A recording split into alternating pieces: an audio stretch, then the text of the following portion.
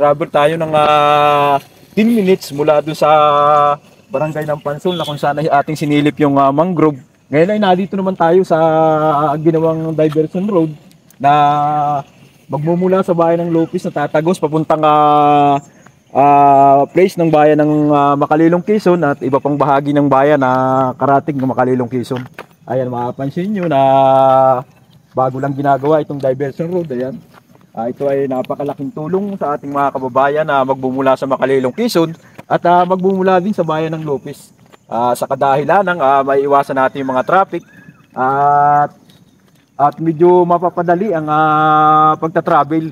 Medyo tayo ay ang daang ito ay magiging pinakang bypass road na kung saan ay medyo malapit. Ikukumpara natin doon sa kabila ang daan. Ayan, sa kasalukuyan ay hindi pa natatapos ang proyektong ito. Andun pa sa dulo. Ayon sa ating pagtanungan ay meron ng 16 kilometers yung naabot ng diversion road na ito.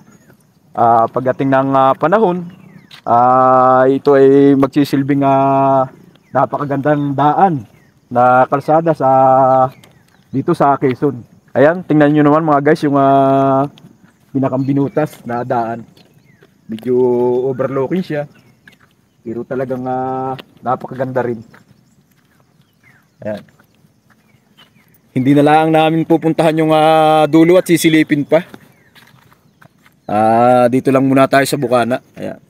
Malaking tulong ang diversion na ito sa mga kababayan nating may mga samot-saring negosyo.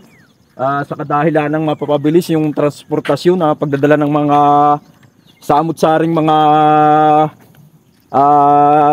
kalakal o kung ano pa mang mga business magmumula dun sa part ng karatig bayan ng Makalilon, General Luna, Quezon.